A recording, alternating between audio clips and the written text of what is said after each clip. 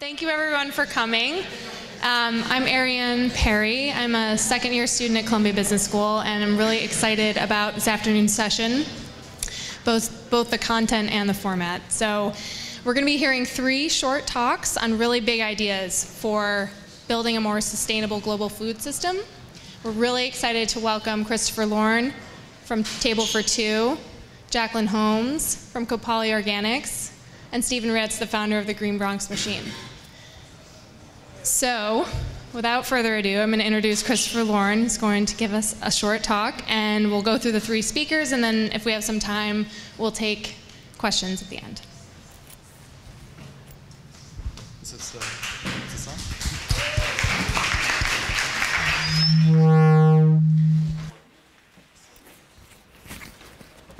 this on? Oh, there it goes. Well, hi everyone, and thanks for having me here today. I'm very happy to be here. So I'm the co-founder of Table for Two, which is a nonprofit food organization that looks to address 2 issues simultaneously, addressing the issue of obesity-related epidemics, and simultaneously looking to also impact severe malnutrition and hunger at the same time. And so just gonna run through this. I always like to begin with this image with Low Library because 3 years ago from this month, this is where it all started. I was sitting downstairs eating lunch at Cafe 212 when a friend calls me up and says, "Hey Chris, I know this cute guy who wants to start up a food club at Columbia." And of course, me and her the next week, we, without hesitation, go to meet him. But luckily for us, it didn't work out since he was engaged. And from then, at that point, he told me, he said, "Chris, I just read this very interesting book about a nonprofit organization that started in Japan. Very simple model, easily implementable, very easy idea, no startup costs. I was hoping you could help me get ramped up here on campus." And so, I mean, I was initially hesitant given the fact that I just finished some required readings on the Communist Manifesto, but luckily he was pretty persistent. And from there, I began trying to connect him with different clubs on campus, my networks, looking into that. And so we initially planned for a launch event for about 20 people in Lerner, which soon grew into a 250-person event held in La Rotunda with Iron Chef in attendance. And so it is really a testament to the fact that this model was just as simplistic as he made it out to be and garnered a lot of interest and attention.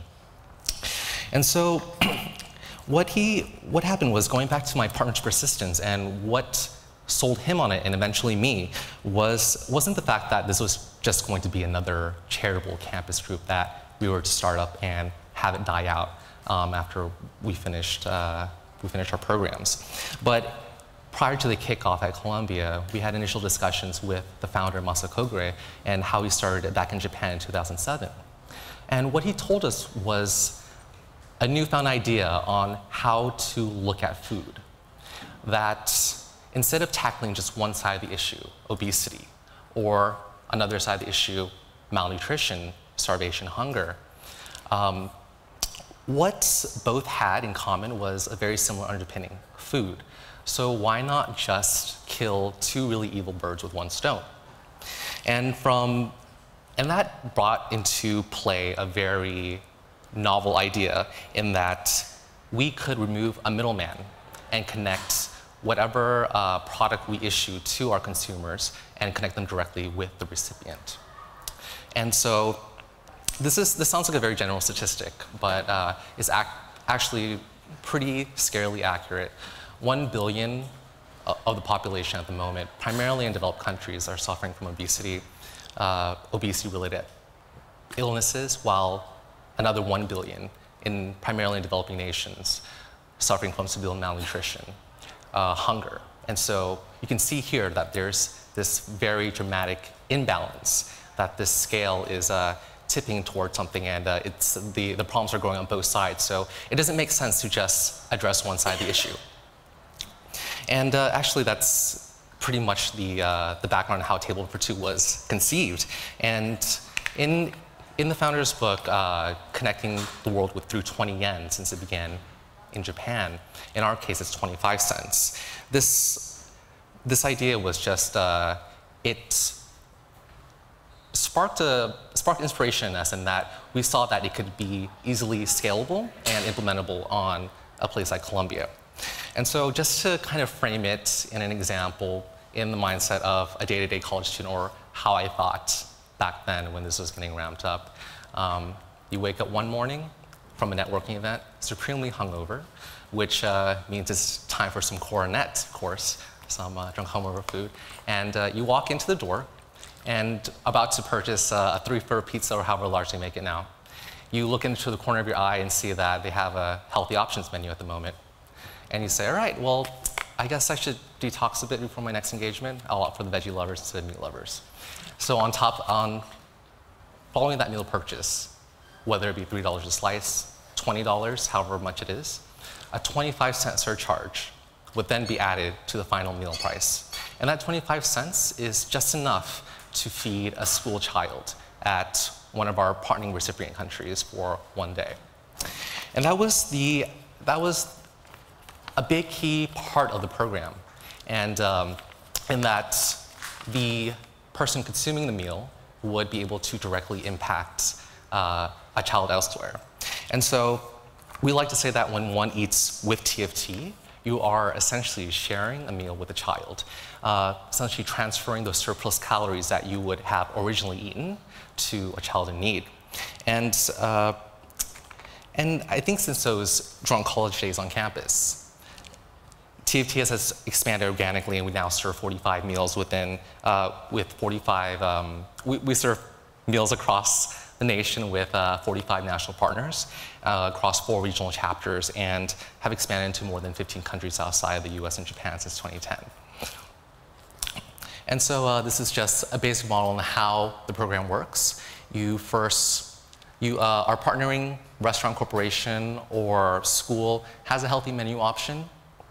Hopefully that person is incentivized to purchase a healthy meal. And once they purchase it, that 25 cents then becomes the donation. So it removes that added layer of thinking in how much should I contribute? How much would actually impact a child elsewhere if I were to give $25, $100 instead of this 25 cents? And so that's something we try to make as transparent and visible as possible. And then finally, the recipient, a child, will be receiving the school lunch. And even with the most effective programs, especially when garnering awareness with Table for Two, people, this is a very general statement, but it seems that people are still not very cognizant of what the social impact of their social footprint would be. And so local, organic, cruelty-free process, what does this all mean to the day-to-day consumer? We're all inundated with these questions and these choices to make on a daily basis, since we eat every day, all of us have to eat. And so what TFT helps hopes to make easier is the selection of a quote-unquote healthy meal, and also provide the person purchasing that meal an inkling that they are also helping a child.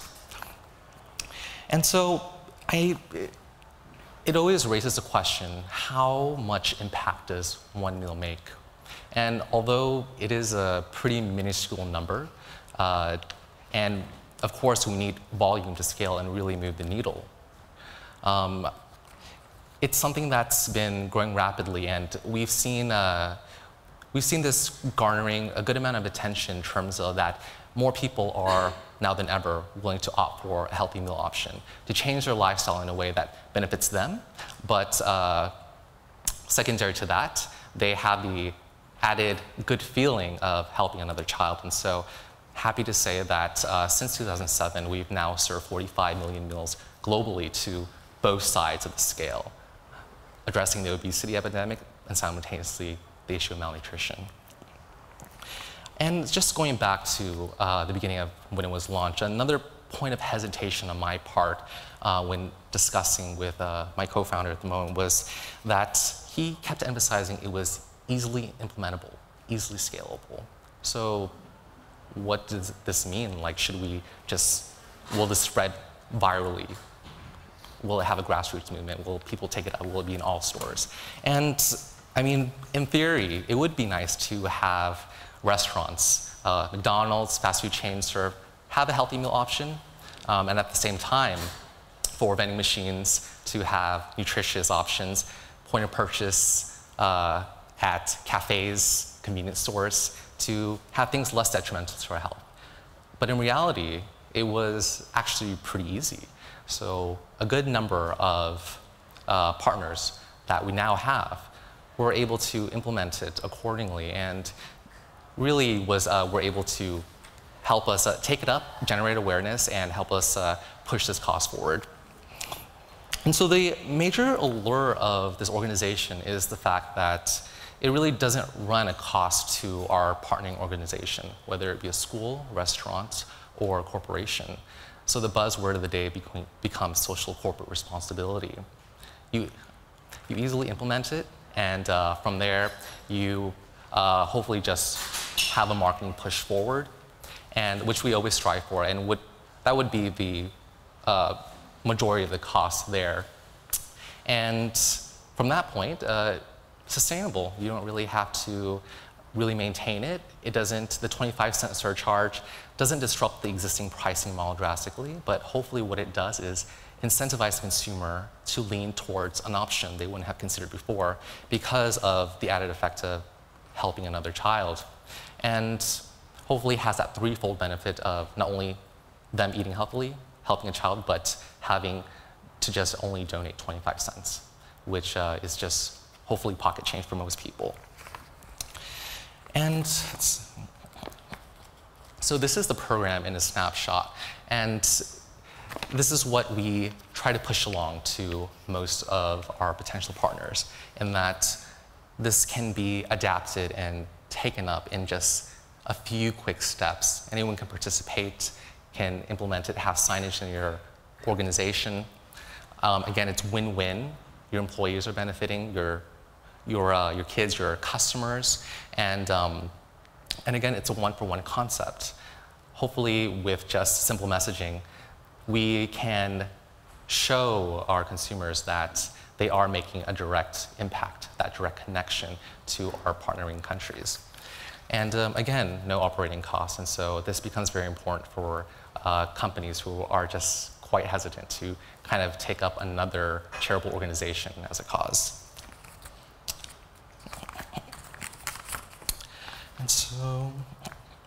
And so this is just a quick overview of where we've expanded at the moment.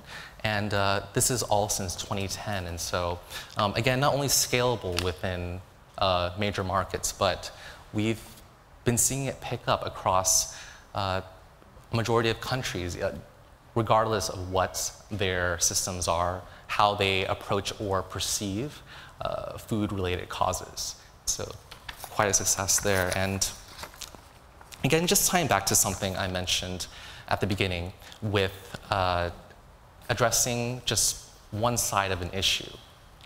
So with Table for Two, it becomes, you don't want to become too narrow-minded in that meals are the only answer to alleviating something. Of course, we're helping people eat more healthy. Of course, we're feeding children, and meal sales are our major metric.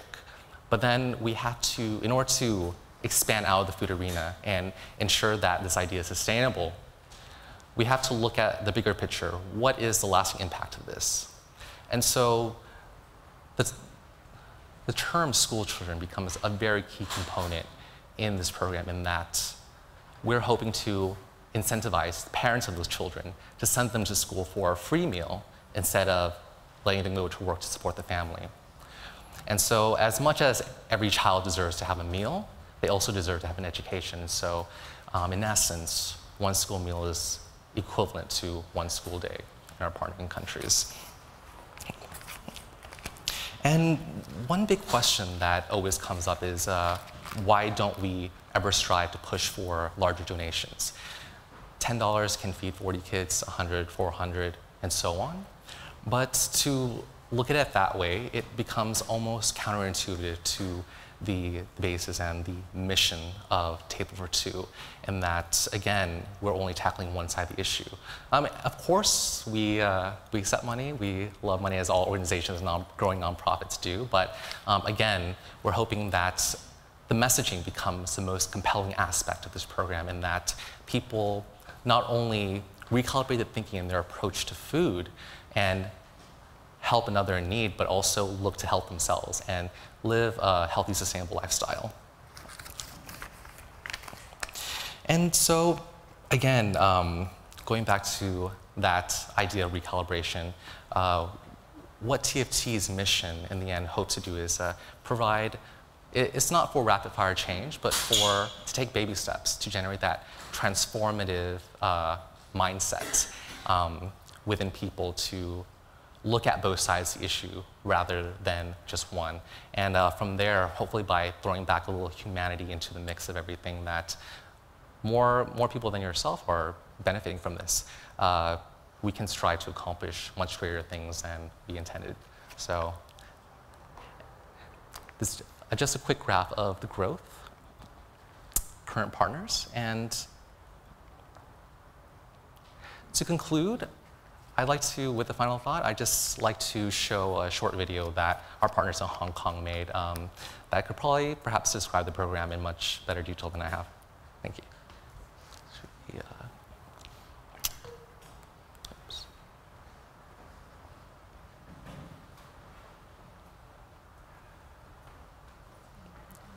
Yes.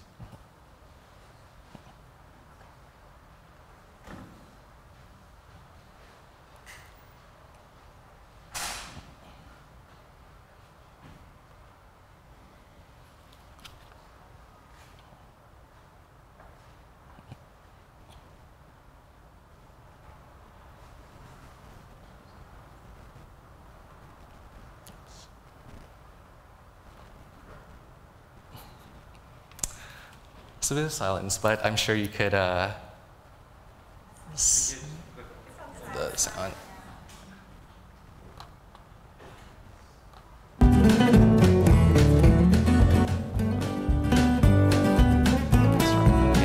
I'm sorry. I'm sorry.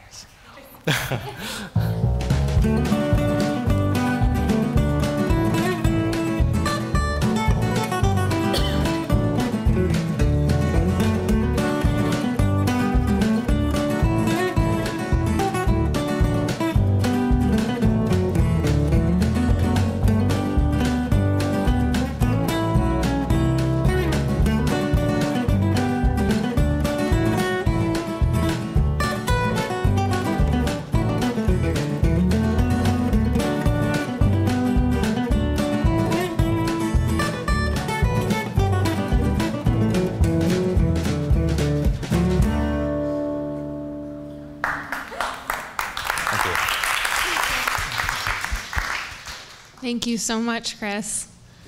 Now I'd like to introduce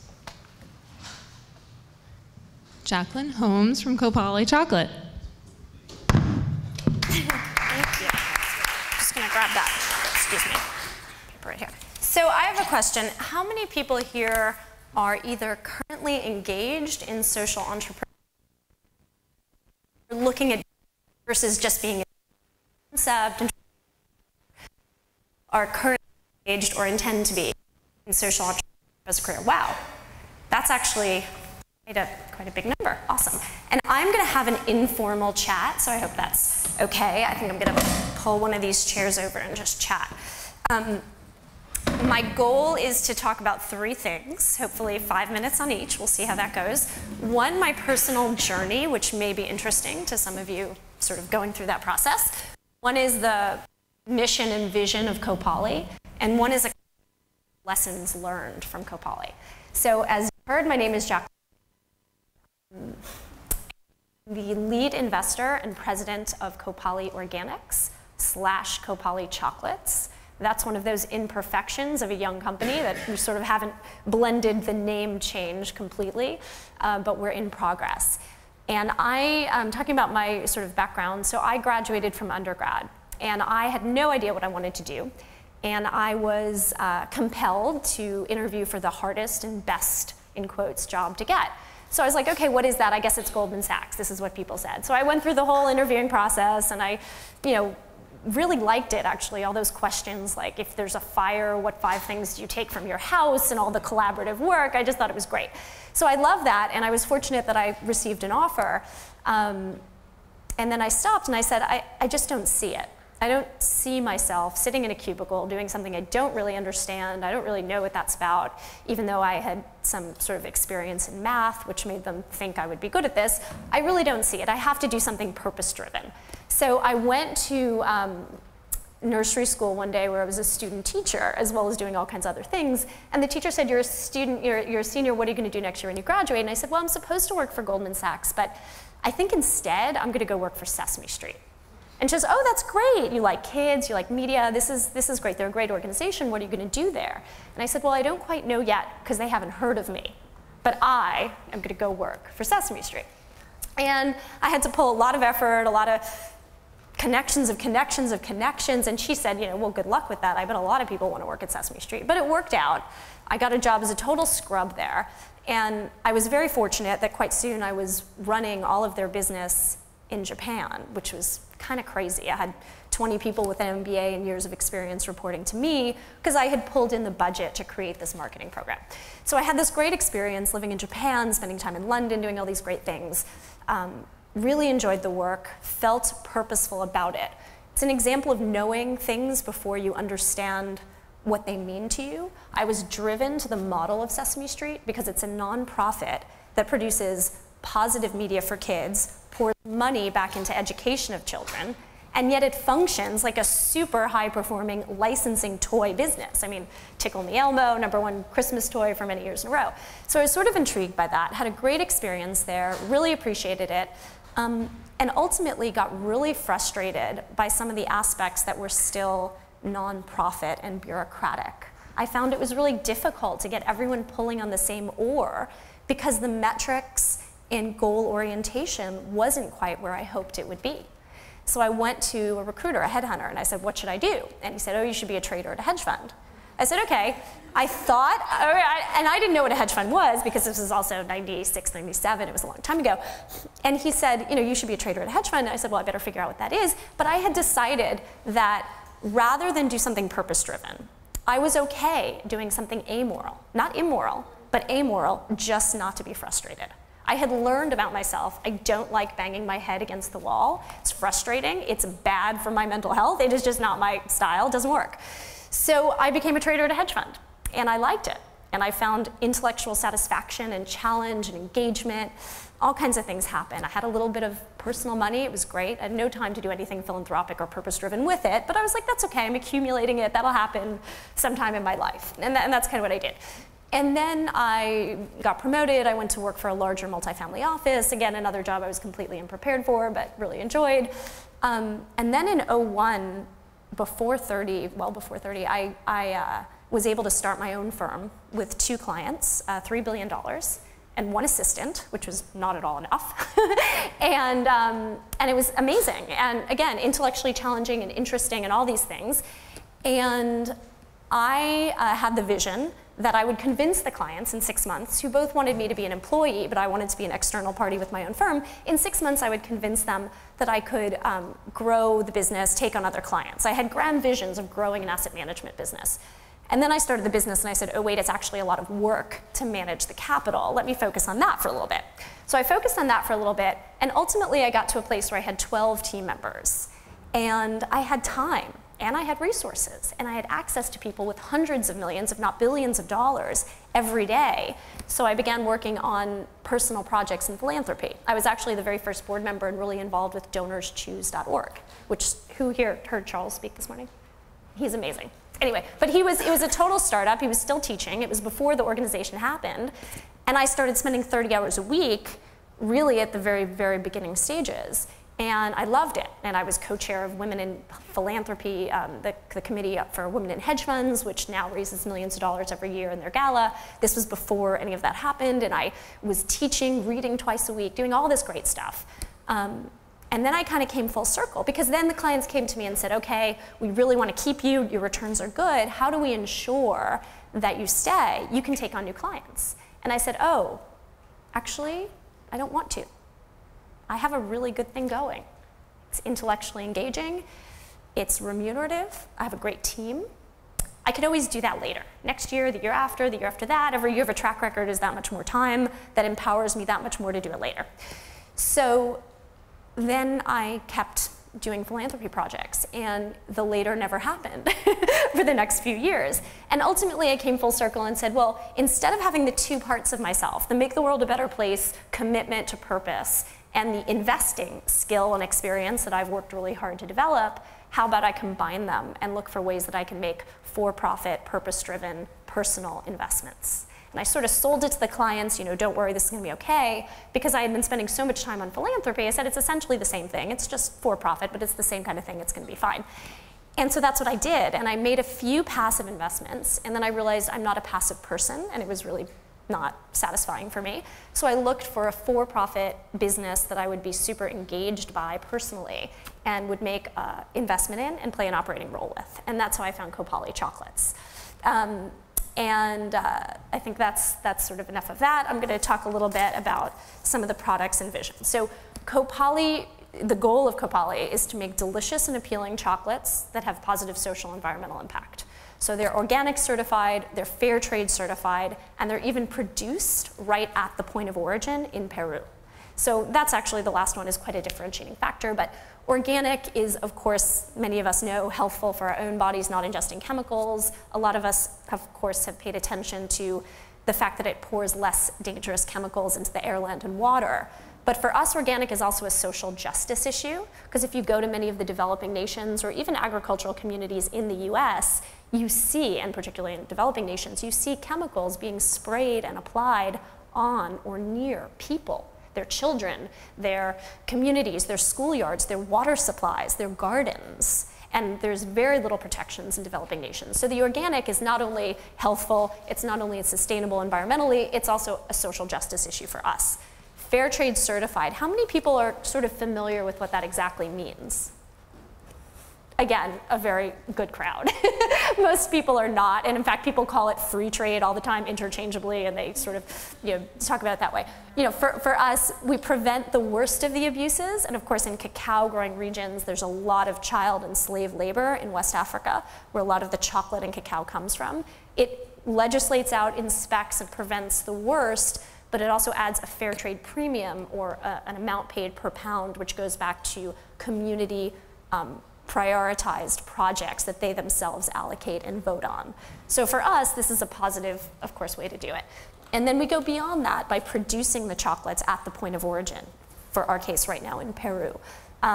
So not just having farm level impact, but also having impact creating middle class jobs. So there's less carbon footprint in the transport, it's fresher, it's better quality control, there's fewer additives, and of course it's not extractive, but it's keeping the positive impact as close to the community as possible. So that's our vision. We're really proud of what we're doing.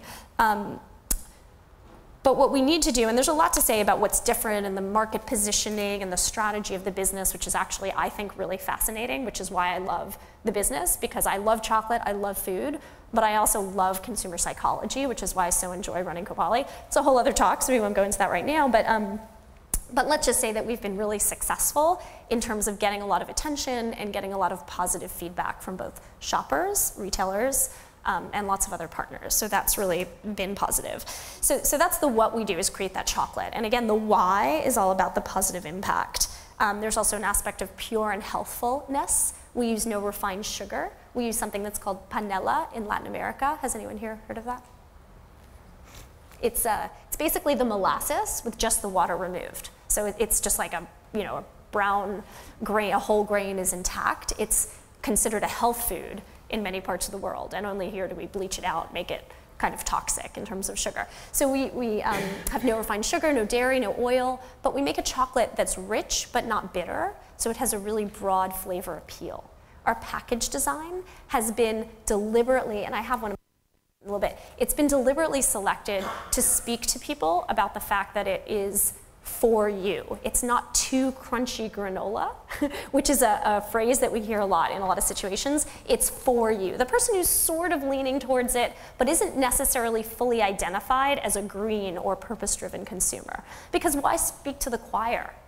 Why, divide the pie further? Why not reach out and try and carry along the people who are buying Godiva for $3.99? They could buy Kopali for $3.99, have, frankly, a much better eating experience, better quality, and also have a positive social environmental impact. But again, first and foremost has to be the aspect of satisfying their consumer needs, which I'll talk about that in a little bit. Two things I'll share that are coming up is I'm actually going to Peru in a week and a half. And we're going to be working for the first time with a small cooperative we've not worked with directly before. They're sort of a secondary source for us. And we got this incredibly moving email about how there was a genocide there a couple of years ago with one of the coca or drug trade sort of terrorist organizations who would rather them produce drugs than cacao, but we're better partners than some of those unsavory folks. So they're very happy to be working with us with a sustainable livelihood through the Fairtrade Premium and program.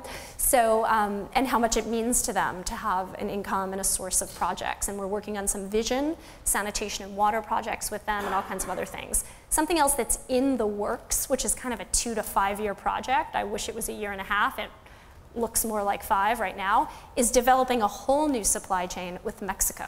Mexico is obviously proximate to the US in terms of geography. They only produce, by and large, on a mass scale, junky, cheap chocolate. It's sort of a history. It's not the land. It's a little bit the trees, but the trees can be planted. It's just sort of an accent of history. So our vision is to triple farmers' incomes by getting them up the level of quality, which is basic training and technical assistance, and really inexpensive things like $60 thermometers so they can measure the temperature at which the cacao is roasted and things like that. And then develop a fine cocoa supply chain through Mexico. So that's a long-term project that we're working on. And that's kind of an interesting thing. Something else is, again, the way coffee and chocolate, again, respond with consumers. They're very emotional purchases. So it's an opportunity to reach consumers because they already treat it like an indulgence and something special. So their hearts and minds are open. You look at beverages, people are sort of open to an emotional decision, just like a snack. So we're going to make it not just based on flavor, although first and foremost based on eating experience, and again, an anecdote to follow, but following based on the added feel good that you're having positive social environmental impact. And something that I will share is a lesson learned because it's actually a Columbia-related story. We had 2 Columbia MBA interns who were working with us, and they organized this great focus group. And we were in the room, me and Zach, co-founder of Kopali, and we were in the room, and of course they didn't know who we were. They didn't know what they were being asked about. We were just talking about different chocolate things and everything else. And then the subject of fair trade comes up. And this guy stands up, and he goes, I work for the UN Development Corporation. My whole life is about developing nations and improving conditions there. I've been to West Africa and I've seen the hard conditions of these cacao plantations. But I go to the grocery store and there's 2 chocolates. One is fair trade, but the other has nuts. I really like nuts. And Zach, my business partner, almost cried. Like, he went white, like you can't imagine. And he's like, oh no, we just need to go home. If we don't have this guy, on our side, forget it. We don't have a project, we don't have a business, forget it. And I am kind of crazy in a different way, so I said, oh, no. What it means is we need to put some damn nuts in our chocolate. That's what it means. So the point is that, but that is something that's really important. Consumers respond to food in a very sensory way with our reptilian brains. If it flashes on the screen, if you smell it, if you see it, if you're not hungry in a fraction of a second, it's not gonna fly. So that's okay. We don't have to make chocolate that isn't competitive in every other way. We can do so, and then have the added benefit that you can feel good, and even that has to be framed in terms of a benefit to the consumer. You can feel extra good after you meet your craving for chocolate because you're doing something positive. And so there's all kinds of people I know in New York City and LA and Miami and all kinds of places who Kopali is the thing they do that's organic or fair trade or sustainable or do-gooder. And I'm happy with that. Some people are like, oh yeah, you have all those like Equinox gym people and Kimpton hotels, and they don't really care. I'm like, well, I don't care if they care. I'm gonna hopefully get them 2 steps over to caring, but I'm also developing that supply chain, sending that money back, and slowly introducing the idea that they could meet their consumer preferences while having a product that's positive. So that's one anecdote. So many other things that I can share in terms of lessons learned. I don't know how we're doing on time. Okay, we're good. So, I mean, I won't share too many of them, but one thing that I will share is, which I know many of you have probably heard from other people, but it's really hard. And I like to be honest about it because I don't want anyone here to get into it and be surprised and think it's you or think it's something's wrong. I mean, sometimes things are wrong, but sometimes they're right. And they're still hard. And you know, I talk about that, and I don't want people to feel alone. Like sometimes it happens fast and easily, but very rarely. Very often it does feel hard, and it feels hard in lots of ways. I mean, things go wrong in terms of logistics and warehousing and all kinds of nonsense. You're functioning without a cushion in many cases. And my rather unusual situation is I'm an investor. I've run, bought, sold a lot of big companies. So on the one hand, I know better, whereas a lot of other people with small enterprises frankly, don't know better. So I know better, but the humbling thing is it doesn't mean I can always do better. Very often, the resource constraints, the circumstances mean that I'm functioning in a really imperfect situation and I'm just dealing with it. Hopefully I'm dealing with it and moving forward, but I'm dealing with it. And I'm doing things I said, I can't believe I did that. But it's the best of some bad choices in some circumstances, and that's something that you have to live with, along with letting go of the ego. You know, we all know it, and it's like, oh yeah, moving boxes, whatever your background is, maybe sexy or maybe okay on day 5. Is it okay on day 600? It's a lot harder. Doesn't mean that it won't be necessary on day 600, even if you're doing well on every kind of metric. And to let go of the ego, to be okay with that, to embrace it, to have a strong strategy, but to live with the imperfection is harder than it looks, even if you think it looks hard. It's harder than it looks. We also have made some tough strategic choices. We've said no, or not yet, we never say no, to Costco and Publix and Safeway and some big customers, not even for supply chain reasons, but for strategic brand development to build long-term sustainable business that will actually have value and do the most good. And our advisors love that. All kinds of people in the industry are like, that's why you're valuable, you're doing the right thing. And I'm like, yeah, it's easy for you to say. I just had to tell someone I can't pay for their health insurance, and I have a handful of team members, and that's all I have. I just had to lose someone who couldn't afford to not take the job offer that doubled their income, even though on a dollar value, it's a relatively small amount of money. My assistant in my investment firm makes way more than the co-founder of Kopali chocolates and anyone else on the team. And on a human level, that's pretty intense. And I look forward to growing past it. And again, we have good demand, we have all these things happening, but it's challenging. And again, I share that not to be negative, because I'm proud of what we're doing and I love what we're doing, but to share some of the realities that you experience and you know, can really live with. So that's something that I'll share. And when we tread water, when we talk about that, you know, a lot of the strategy that I believe in, you know, the risk is if you tread water too long, trying to organize things, even if it's strategically correct, you can drown because people get tired. I sort of have, I'd like to call it my own flotation device, right? Economically and all this background, this comfort level because of my other business and my history. Zach, who started a software company, sold it in 2000, so it wasn't this exit he expected it to be, it was something else, just had a baby. And he doesn't have the same flotation device. And the human cost of balancing that, we're totally aligned, we're not at odds, but we have different realities, and making that choice is, and dealing again with the team members and your colleagues and that human choice is something that people don't talk enough about, but is a real experience, I think, that we all live with. And then I guess, there's much more to say, but I know I don't want to take up too much time. I guess I will give sort of a shameless plug for Kopali chocolates and other products like it, like Runa Tea, which is a great product. We love those guys. They're doing amazing work in Ecuador, who's serving their tea, but many of you are drinking it. You know, we obviously have great internship programs. We have Columbia students and all kinds of students working on, you know, various projects for us. That's fabulous. Of course, the most helpful thing you can do is ask for products that you like out in the store, because it is hand-to-hand combat for shelf space. The brands, even the organic brands owned by Cadbury, owned by Hershey's, have literally people who go into every store just about every day. In the back here we have Kevin, one of our student part-time intern team members. He's amazing, but he's not the same covering 8 million stores as 8 million people covering, you know, a handful of stores. So it's really challenging. So people who go in and ask for things and also say things, my big trick is take the cards, say, I love this, where is it? And when they're like, oh, here it is, the bottom shelf on aisle 7 under the pet food.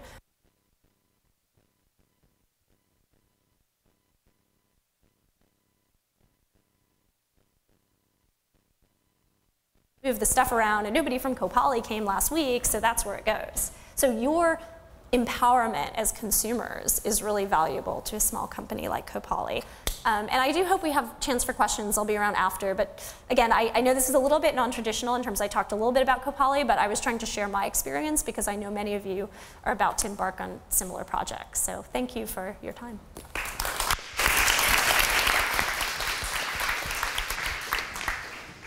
Thank you, Jacqueline. And please welcome Stephen Ritz.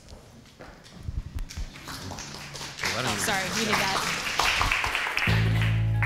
My name is Stephen Ritz, and I am a Bronx-born educator and resident. Here in the South Bronx, we're growing our way into a whole new economy, and that's beautiful. Where there are no jobs and no access, now we're creating it. Most of my kids come to me from foster care, homelessness, many have special needs. But when we started really making money at our farmers market, the first thing our kids did is decided we were going to sponsor orphanages. So as much as my kids received, they were able to give. I'm proud of them. My first group of kids came back today on their time to tutor the next generation of kids. So when you give kids experiences, you move them into spheres of success that they've never had. And most importantly, when they come here and get the skills that they need, they become employees elsewhere. We're planting seeds, seeds of hope, seeds of opportunity, and seeds of a new economy. Here in the South Bronx, we are harvesting hope and cultivating minds. All righty, so hello, Columbia. So hello, Columbia University. I come from the Bronx. So 5 short miles and 6 long degrees of separation separate me and you, and that's home to my little slice of heaven. Also home to. So welcome to my neck of the woods. So in many ways, my kids are the canaries within the coal mine, and within 3 blocks of my school, you can find all of this, my K-12 school. So throw in 4 prisons, 6 strip clubs, it's no wonder that my kids are the canaries in the coal mine. So I'm here to open your eyes to the reality of what's going on in my community. I'm going to start talking fast, and you're going to start thinking about the way you're thinking, and you're going to get dizzy, and you're going to say, what's he all about? And I'm going to ask you, is this glass half empty or is it half full? Okay, that's a start. You see, I believe it's 100% full, and that's my mindset. It's 100% full of the 2 things that my kids really need, clean air and clean water. So I'm here to get you to embrace this mindset of endless resourcefulness. Metro cards and pizza boxes, bow ties, $20. The kids make them. Taking garbage and giving it things that have endless life that kids can use. So I am very affectionately known as El Capitan de los Pollitos, the captain of the crazy chickens. I have 975 of them in my K-12 school in the middle of the South Bronx. And we're having a lot of fun, but I am this insurgent educator. And I have this fundamental belief that kids should not have to leave their neighborhood to live, learn, and earn in a better one. And more importantly, well, I'm not willing to accept, I don't want to offend anybody, but I'm not willing to accept the things I cannot change. I'm going to change the things I can't accept. And that is my challenge every day when I come to work. And I believe that it is absolutely possible for my kids in the middle of the South Bronx to do just that, practice random acts of genius. Now, the sad reality is 3 years ago, Jerome Ringo said this, and no one's even playing Nintendo anymore. I don't even know if you're a parent. What is it, Xbox 3 or something? I don't even know what the hell it is. But I will tell you this. I have 200-pound 6th graders. My kids are sicker and fatter than ever. In the South Bronx, the emergency room is the primary source of health care for everybody, and that's not healthy for anybody. You guys right here, 70% of the learning disabilities that I see could be changed overnight with access to good prenatal nutrition. So these are things that keep me up at night. These are the sad realities of my community. Wake up. It's a very different world on the other side of the river. And believe it or not, by design or default, my K-12 school is 2 blocks up and 2 blocks in from that. That's where my kids go to school. So these are our playgrounds. And, you know, this age of let's move, well, yeah, let's, there. You know, it's a great place to be if you're a stray bullet. You know, but other than that, you know, these are the realities of my community. So as jobs continue to leave and energy continues to be boarded into this country, guess what? No wonder people refer to communities like mine as a desert. I got to start talking faster. So what's the one constant we know? Change. But really, constant is the change, but no, change is the new constant in America. And, you know, if you're spending your way into a whole new economy, you know, George Bush said spend, spend, spend. So if you believe consumers are consent, say, I want to meet you after if you spent your way into recovery. But really, sustainers are the new consumers, and sustainability has got to be the starting point, people. Because if you ask me, how's my relationship with my wife, and I told you sustainable, well, that's not aspirational. That's not inspirational. So sustainability has to be the starting point. We have got to think about a multiplier effect. So, obviously you can read, I won't read to you, but I mean, safe is good, but I like inclusive. I like equitable, and I like differentiated and wholly inclusive. So when I learned about planting plants on walls in the middle of the South Bronx where I had no soil, I said, pretty cool. I like that. So, what I'm dedicated to is simply this, and I'm here today hoping that my reach will forever expand, my reach will forever exceed my grasp, but it all starts with kids, and it all starts in classrooms, and it all starts with what I call planting seeds. So about my kids, 100% of them are either foster care, special needs, English language learners, adjudicated youth, homeless. Yeah, that's a trifecta. So that's what I have. But, you know, therein lies a great opportunity. And it all starts with seeds in classrooms. In the back of my classroom, in my school, things are always growing. Cool thing about plants, they don't eat their young. There's no poop to scoop. There's no floating eyes. And basically, they live on their own as long as you water them occasionally. But don't tell my kids that. They haven't figured it out yet. So you see how attentive these kids are to plants because they come and they grow and the kids love it. So lo and behold, we pulled up Blacktop, and I had 6 acres of community farms across the Bronx. Talk about unmanageable. Talk about getting on a bunch of subways with a bunch of kids, you know, with pitchforks and knives and see what happens, you know, with stop and frisk. My wife, God bless her, bailed me out a lot. So I wanted to get this kind of success into classrooms. And lo and behold, we planted the first edible wall in New York. Oh, let me go back. The first edible wall in New York City. If my kids are hungry, guess what they do 12 months a year? They get up and they eat. I started partnering that with real authentic learning experiences, and the kids really took to this. And we started installing green roofs and green walls across the country. We started taking over really institutional, ugly buildings like mine and doing stuff like this, and then adding in LED lighting like this, real 21st century job opportunities that can't be outsourced. And ladies and gentlemen, that is my harvest. And this right here is my tool of mass instruction. For you graduate people, I'll have bigger ones. But, you know, for kids, this is good. This works. But this is not only a ticket to good health, it is a license to print money. And where does that food go? Well, in my cafeteria, it goes right downstairs. And in my bulletproof school with a metal detector, we are cooking our way into a whole new economy. And these are my heirloom kids making heirloom sauce, putting it right into the school cafeteria. And, you know, I've always said the greening of America starts with the greening of the pockets, and then the hearts, and then the minds. So these are my kids earning living wage. That's the youngest nationally certified workforce in America. Ms. Foster's daughter had a lot to do with that, so please let her know. But I call this from South Bronx to Southampton, because my kids who never leave the South Bronx got employed a living wage to go out and design roofs and landscape in Southampton. And when my kids from the poorest congressional district in America can aspire and inspire an atmosphere like that, we start taking that thing home. The following summer, we moved in.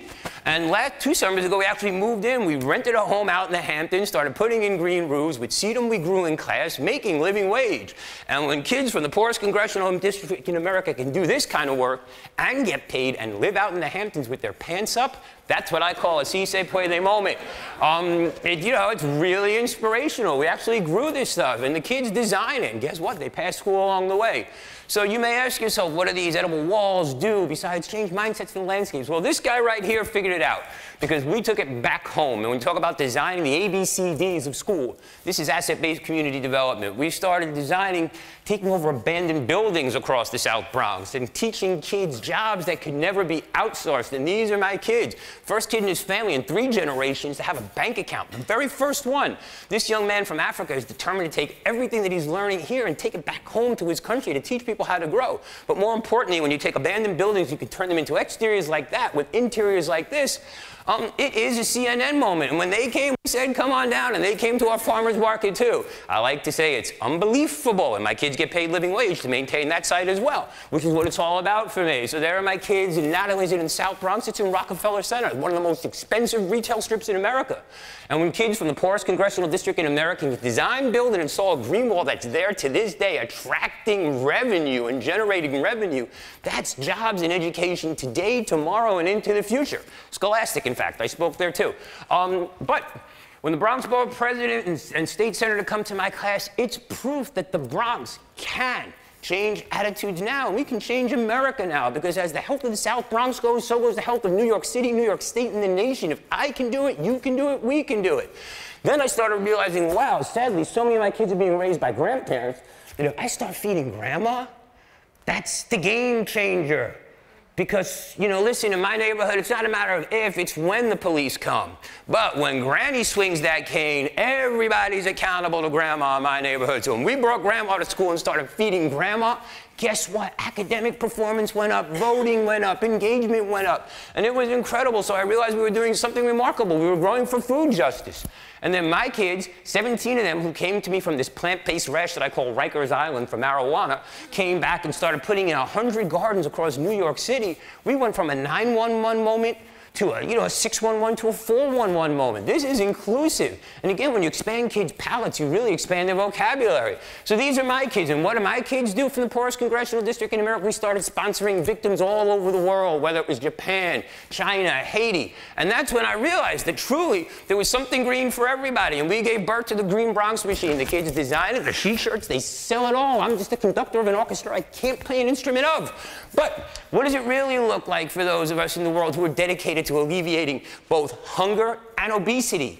It's STEM, but I say STEM is really STEAM. And what does the A stand for? Art, aspiration, and advocacy. And what does it really look like? Well, it's turning pizza boxes into chairs, to redesigning our neighborhood.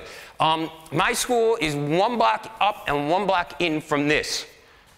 This is a tough place to live. It's hot as hell in the summer. It's cold in the winter. All that rain goes right down into that big garbage heap down there that you all saw all over New York City. Good for nobody.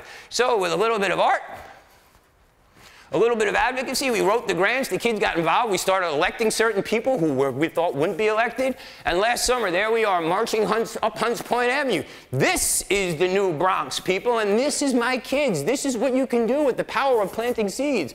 And just many years ago, when people said the Bronx is burning and business after business left, now we've got business after business after business on the same block that was once abysmal. And we are arresting our own crime problem by growing our way into a whole new economy. Now, you don't have to live in this neighborhood to understand. You don't have to be a resident. You could be a landlord, but understand this. The benefit of that is for everybody when you talk about heating costs, cooling costs, electricity, and tangible roof life. So these are my future farmers. This is my beautiful South Bronx. And this is what we're celebrating without a food stamp or a fingerprint. In the middle of the South Bronx, we are feeding hundreds of people year-round.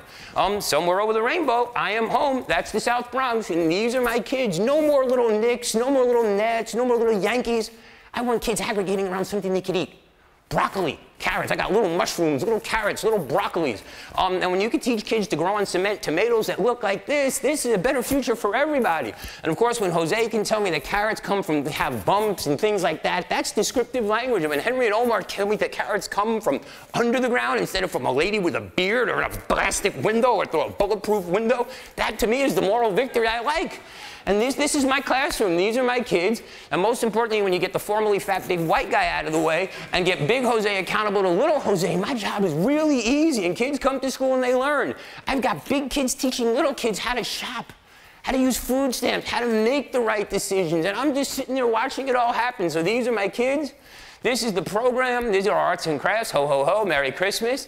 That's our green graffiti. That's Cinco de Mayo Day. My kids go home with vegetables every 30 days to parents who make less than $14,000 a year. There's a tangible growth here, and there's a myth that kids don't like it. We're growing pumpkin patches on top of the Ford train. We're eating them on Thanksgiving last year. We had our first pumpkin pie. We're putting in koi ponds for the rich and affluent. If you are one, please see me. We're licensed and bonded. But we're also growing cornfields in the middle of Fordham Road, creating awareness for kids. We're taking garbage and just having kids reconfigure about the way we think about what we're doing in the planet. Now, I don't expect every kid to be a farmer. No, but I expect them to read about it, write about it, blog about it, offer outstanding customer service, and man, oh man, do they. And I will tell you this. It's really cool to see my kids pollinating plants instead of each other. And we'll talk about that later. So these are the kids. That's my classroom. Where does the food go? 0 miles to plate, straight down into the cafeteria. The rest gets delivered locally to local soup kitchens that are either doing workforce development, and where sadly many of my kids are getting 2-3 meals a day. Coolest thing on my farm, no Jordans were ever ruined on my farm. You know, you can farm and keep your sneakers in the middle of the South Bronx. And the basketball court can coexist peacefully with thousands of pounds of tomatoes. How cool is that? Brownfield, toxic waste field, battlefield. In the middle of the South Bronx, we are proving that you can grow food efficaciously and profitably and organically. My flower sales put big sales to shame in ways that make dollars and so much sense. And when you can bring kids from backgrounds like this, form a 911 moment, trust me, to a 311 moment, everybody benefits. So let me tell you about the kids. 40% attendance to 93% attendance. Think about those improved social cause. 100% of my kids graduate. 100% of my kids are either in college or earning living wage. Happy kids, happy families, behold the glory and bounty that is Bronx County. I grow 7 kinds of mint in my class. When the kids eat it, they say, you can make candy out of that. I'm like, you think? No, duh. So put it in a pot, mix it up. You see, there's this myth going on in New York City that marginalized communities don't want access to healthy food. We do, and literally we sell out. As much food as we grow, we sell out. And, you know, we're not selling at Whole Foods yet. We've been there a couple of times, and we sold out there too. But more importantly, closer to home with the triple bottom line, my kids are selling out locally. We're experimenting with all kinds of new technology. And I like to say, I mean, you know, the borough that gave you baggy pants and funky fresh beets is now home to organically grown red ones. You know, all kinds of things we're learning with technologies and jobs that will never be outsourced and are really inspiring my kids to become revolutionary solutionaries in their own neighborhood. So 30,000 pounds of vegetables later, my favorite crop, organically grown citizens, graduates, members of the middle class, kids who are aspiring to things they've never done before. We're taking lots that look like that and turning them into this, freestanding entities that generate revenue. Living wage, half goes for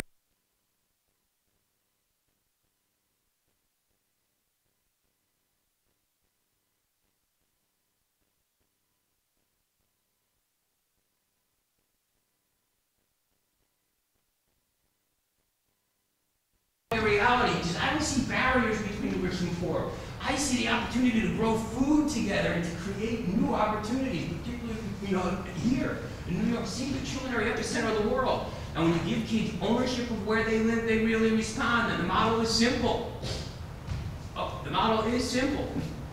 Cultivate, propagate, and replicate. It's just that simple. So the other thing that I get really upset about is garbage and compost. I haven't put it out there because I'm here, you know, at Columbia, but I'll move on. If I see another incident like this on the street, please call someone, talk about, you know, like moving your products. Let someone know that we're throwing textbooks away. But this is one of my favorite projects. I ran out of money for arts and crafts. So I started a toilet paper project. Could you use, because the kids use so much toilet paper, could you use 1 square less? Now some kids are like, this paper come back from the factory, and I'm like, okay, you can leave your paper there, I'll never wipe again. Great. But we all have a hand in this. We're teaching kids to be, you know, eloquent stewards of our environment is critical to me. So I've got a lot of energy. I hope to share it with you today. I want to show you 5 days in the life of seed.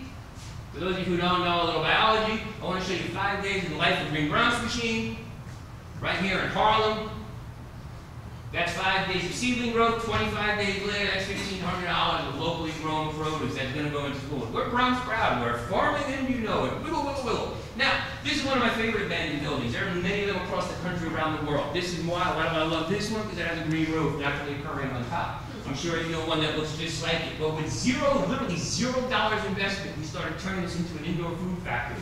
And we are growing food all year round. Think about that. Veterans, think about that. 0 miles to plate. Think about it for local food sourcing. It's really that easy. Like Michael's book back said, just do it. That's what we're doing. We're just doing it. So I'm here to share my passion. I'm going to ask you, ladies and gentlemen, to please share yours.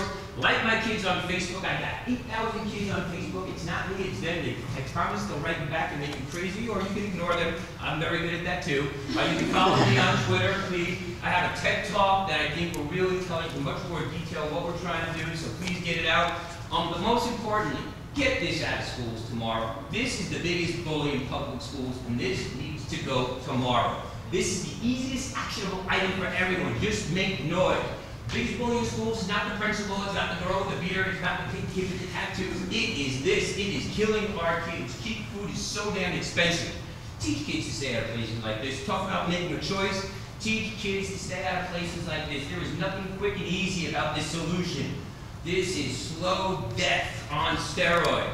Model a healthy plate for kids.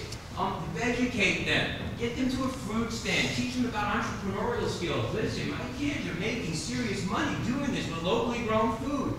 Teach them about culinary. Love them. So many of these kids in New York City just really need a whole lot of love. And across the country, we see schools closing down and beautiful exterior buildings turning into homeless shanties. Think about taking buildings that look like this and turning them into locally grown food that looks like this right here in New York City. So, you know, for me, the beauty of Katrina and Hurricane Sandy is that it tells me that no packer can bribe the laws of nature. And that to me, and therein lies my eternal optimism. You know, no matter what side of the aisle you're on today, left or right or up the middle, you know, the beauty of nature is that, you know, it's not going to bribe anybody. It's going to do its thing. So, you know, my dream is for us to go from a nation of red states and blue states to a nation of green states, living ecologically and eloquently in line with nature. Because we are Americans, Puerto Ricans, Mexicans, Africans, and this is our moment. We need to do something about this. 50 years later, of course, the biggest issue in our country is still civil rights, but if you strand it down, what is it really? Education, environment, and food. The trifecta. So if kids eat better, input equals output. And that's why I'm thrilled to be working with the U.S. Green Building Center, because, simply put, it is easier to raise healthy kids than fix broken men. And that's why I go to work every day. On some nutty statistic you can read so I won't. Every day, 25% of America goes to a school. 50% of all households are represented in a school, either as an employee or a student. 72% of kids, according to the College Board, are making decisions based on sustainable food choices over to college. And 82% of all Americans are more likely to do business with a company that supports public education. Wake up, smell the coffee. That is market share, people. That is sustainable market share. Now, recently I started, I don't know, how does this thing work? Does it work? Is there a way to get it to move? This is my newest project that we've just unrolled, and I promise I'll be done real quick.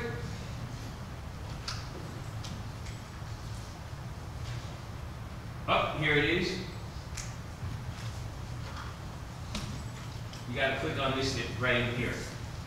And this is 4 stories up in an abandoned building with second opportunity kids. Whoop, if it doesn't work. Marginalized communities want cheaper food. No, they want healthy food.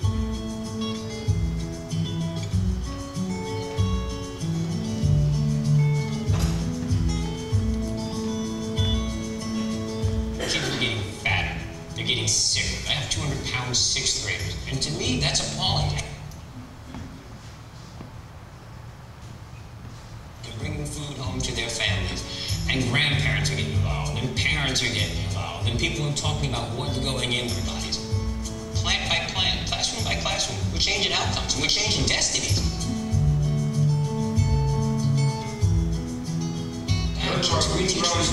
Kids are aspiring to things and jobs and places that they've never imagined. That to me is exciting. Put a seed in the ground. Put a seed in the ground. It's that simple. All right, I'm going to move on, so I want to close because I want to be respectful of everybody's time. But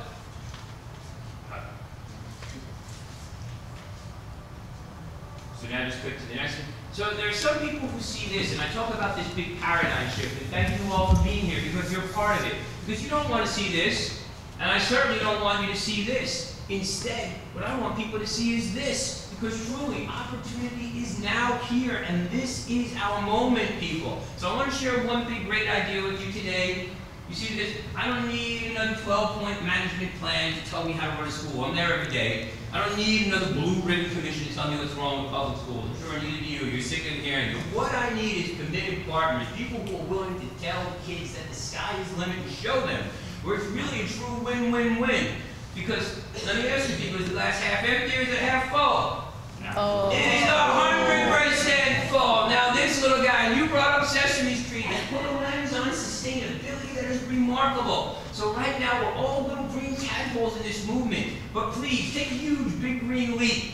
Embrace your inner frog and jump forward. Do something meaningful with your life. Go out there and change the world. Yeah, I'm a dreamer, but I work real hard and I get up and do it every day. Embrace your outer green room. That's me in the middle of Harlem growing corn. We grew more corn in Harlem last summer than I knew what to do with. Embrace your inner greenhouse. That's one of the many we have across the South Bronx. That's me with the 25-foot edible wall under the Metro North train on the other side of Harlem, planted by kids. Second opportunity kids. That's me with the green wall indoors. That's 4 stories up in the middle of an abandoned building in the South Bronx. And that's the U.S. State Department coming to check it out.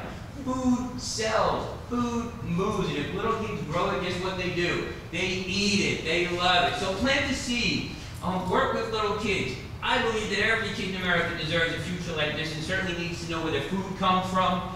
And every kid in America deserves access to fresh air and fresh water, clean air and clean water. And guess what? My kids learned not living wage in the process of being out there. We stayed out there for the summer. It was kind of cool. I gotta tell you, it was cool. So I'm trying to get this movement going. I believe this is something we can spread across America, one plant at a time, one seed at a time. Several weeks ago, I was on the Today Show showing how it's entirely possible to eat your way into good health. These are the green towers that I'm featuring in the Bronx that we just retrofitted them to send them to third world countries with solar panels so that you can grow by day and advocate by night with computers and laptops. The little solar caps on top. This is what it looks like. These are my kids growing food that looks like this in the middle of the South Bronx. If I can do it, you can do it. I'm not even a farmer. That's me with the grow tower outside. So please, help me, help them, all of us. Whatever it is, I encourage you all to get to your personal side of paradise. We're here about social entrepreneurship today because it's designing, building, and transforming. And social sustainability and living wage is at the heart of innovation. Together we can all prosper. It is win, win, and win. You know, ladies and gentlemen, I gave my TED Talk a year and a half ago. I was wearing this shirt. Pretty damn big. So I have gone from impossible to I'm possible simply by eating the food that I grow with kids in school. It's just that simple. So, you know, we're celebrating the beginning of a new school year. Some of you are recent graduates, some of you will be graduates in 2014. I just want for 1 minute to really focus on the class of 2025. Take a look at these kids. These kids could be your kids. We have gone perilously close from we are moved from decades of lost opportunity, perilously close to the decade of last opportunity. And these kids need you. They need us. We need you. Superman isn't coming. I need you, us. We are the ones we're waiting for, and we need you. So I ask you, are you ready? Yes. Great. Because when I say people, you say power. People, power. People, power. That's what it's about. Endless resourcefulness. Remember this, people. Earth is about art. You know, no matter where you go, my journey has taken me from the Bronx to here. Please take time to smell the flowers, especially if you and your kids grew them together. I've got passion for my plants, and I'm not afraid to show it. I'm Steve Ritz from Green Bronx Machine. We're farming, and you know it. Thank you for your time.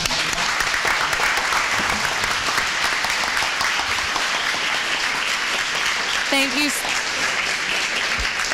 Thank you, Stephen. Thank you, Stephen, and all our speakers. We're out of time, but thanks everyone for coming, and enjoy the rest of the conference.